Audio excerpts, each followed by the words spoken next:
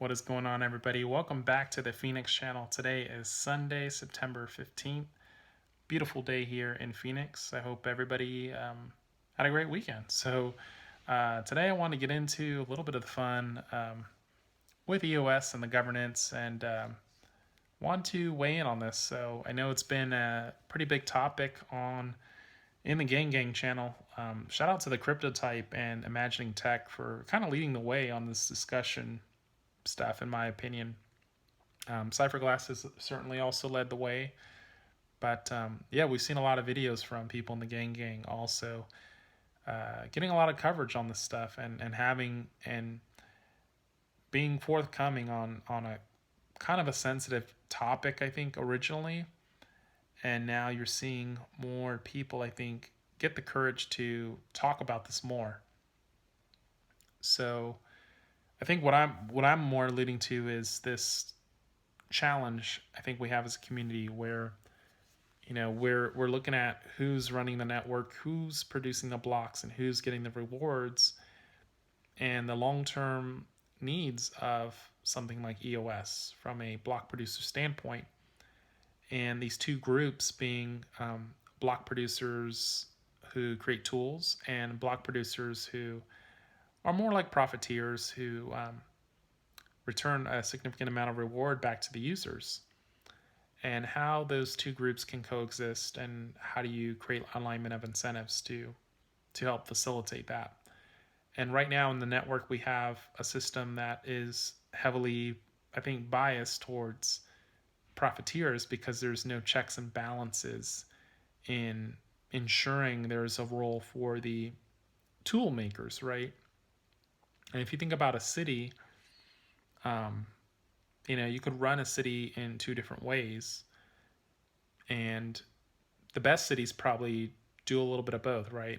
In some cities, you have taxes, and you have rails and roads and infrastructure being built, and things get done, and so businesses come there.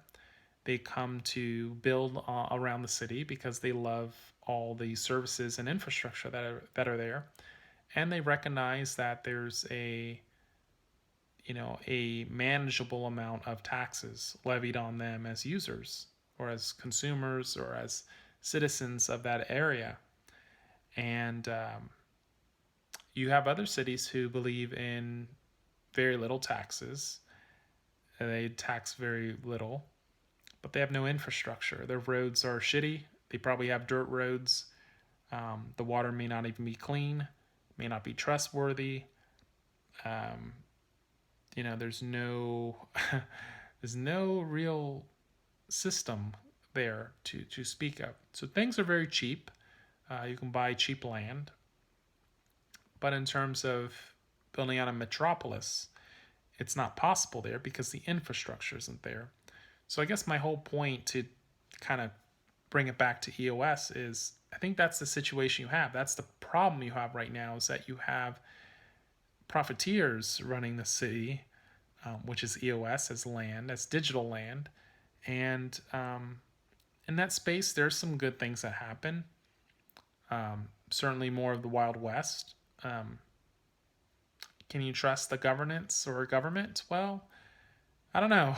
It depends, right? Depends who's running the network. Right now, we have a lot of people who are running the network that I personally don't know a lot about. So I'll just say that much. And, it'd be nice to see a much more, I think, geographically diverse, and maybe even some BPs who have historically helped lead the network in positions of leadership and being rewarded for the work they do. And we're just not seeing that.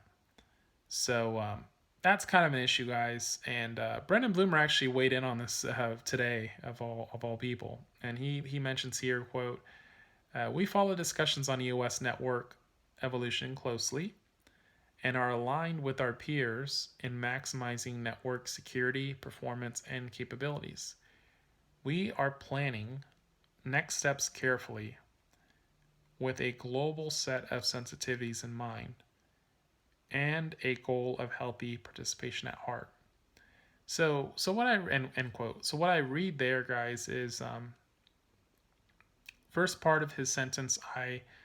What he's saying is he recognizes the.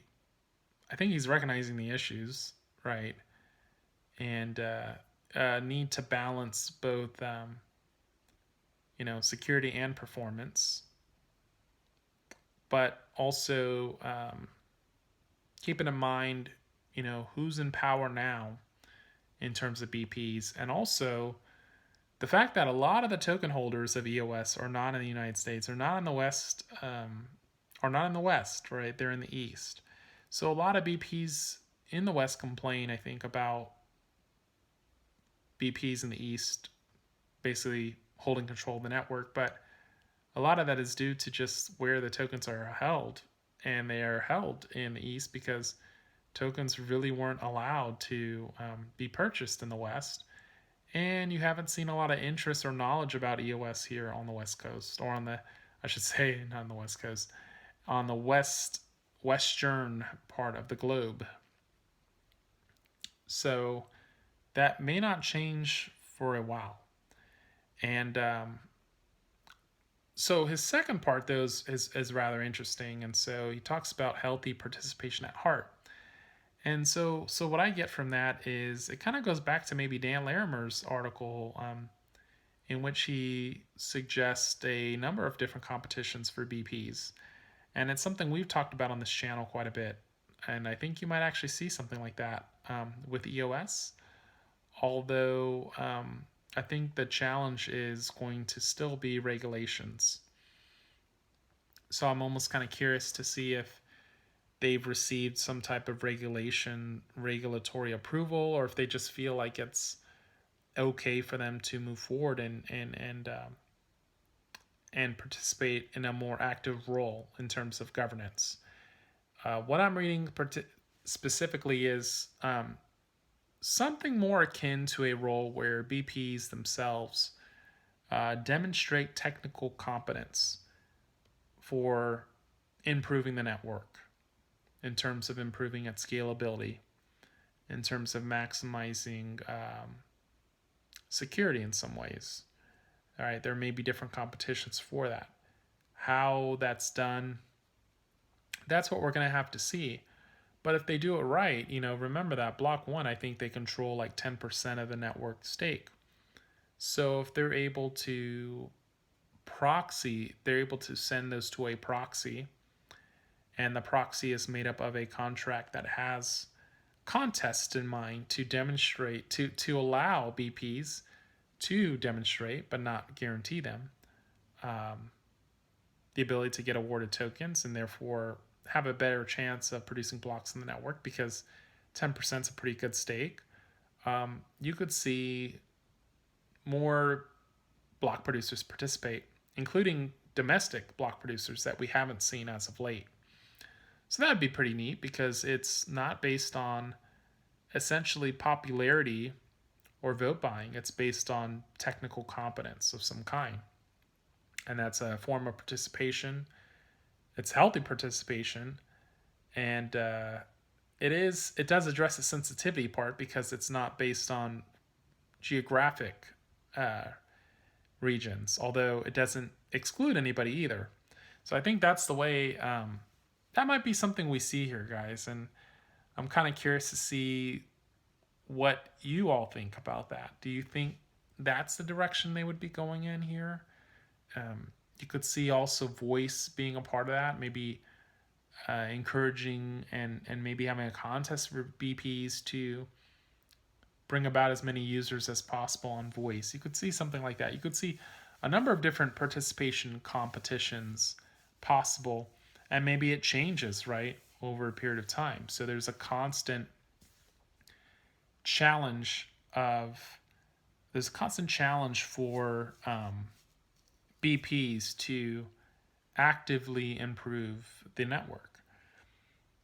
And so I think that's a pretty sound approach to demonstrating, at least the network, what are the expectations.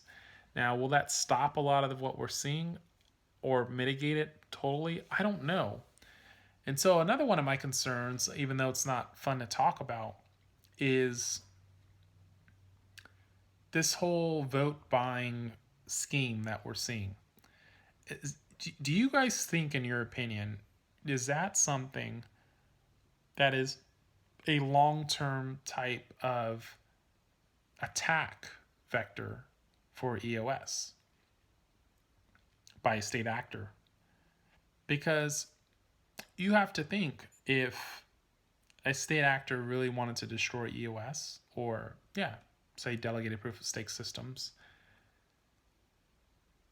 I mean, they could provide a yield to users, gain control of the resources, and then,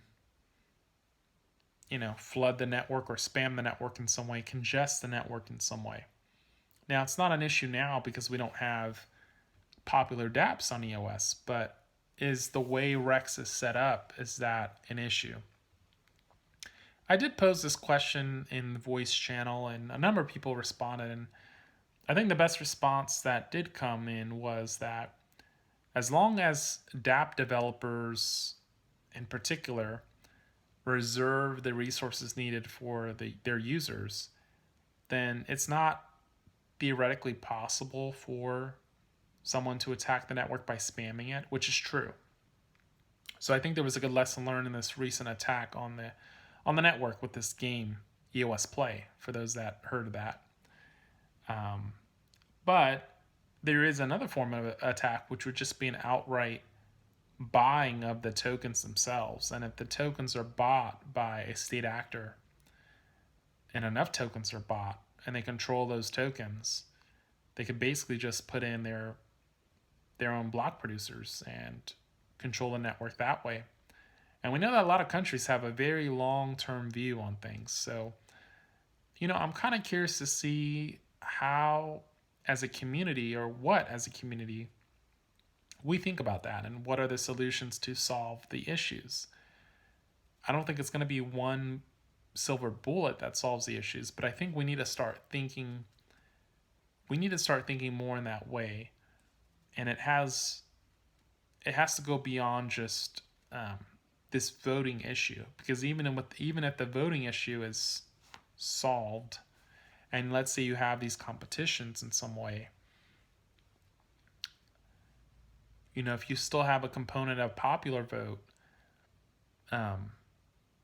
does that become a way for some country to start to co-opt the network in some way? It's almost like you need to have sufficient engagement from enough people all around the world to keep it decentralized, because right now there's not enough engagement going on globally to prevent that form of attack, in my opinion. Now, at some point, maybe that'll change, but I think for now, there's still a little window there for some country, to gain that control. So, I know that's probably a remote thing, but I wouldn't really rule it out, because, if you look at the papers and the grades that have come out of China, who's the number one chain being listed? Most of them list EOS. So I love everybody, guys. So it's not about that. It's just looking at it from a strategic and logic perspective. And so I'm curious to see what Block.one has in terms of their thinking. How can something like that be mitigated? And it's not just about China. It's just any entity. It could be a bank. It could be anything. Could use that form of a strategy. Now, I'm sure we would kind of know about it, because the price would probably continue to rise over time. But, that would be something we'd want to, I think, kind of start thinking about now, sooner rather than later. So with that said, guys, I'm going to, I guess, turn it in for tonight. I want to thank you guys for tuning into my channel. If you like this content, consider hitting that like button, consider subscribing, and hopefully in the next couple weeks, I'll be back to my usual videos every weekend in the mountains. It's finally starting to cool off here. I'm going below 100 degrees. So yeah, I'll be out there pretty soon. But until then, I'll probably be doing these inside. So hope everybody's doing well. Everybody in the gang. Again, the crypto type apologists, the Mandela who took a jab, crypto fees. It's all love, you know. You can have disagreements sometimes, but that's the beauty of it, you know. Is the beauty of it is coming and still discussing things, showing up, and helping to identify the right solution or solutions. And that's what makes the Gang and EOS, you know, very unique. And it's something that you don't see in a lot of other communities. So just want to thank everybody for continuing to support the evolution process, right? The state of the art, as they say. So, yeah, this is Phoenix signing off. Until next time, peace.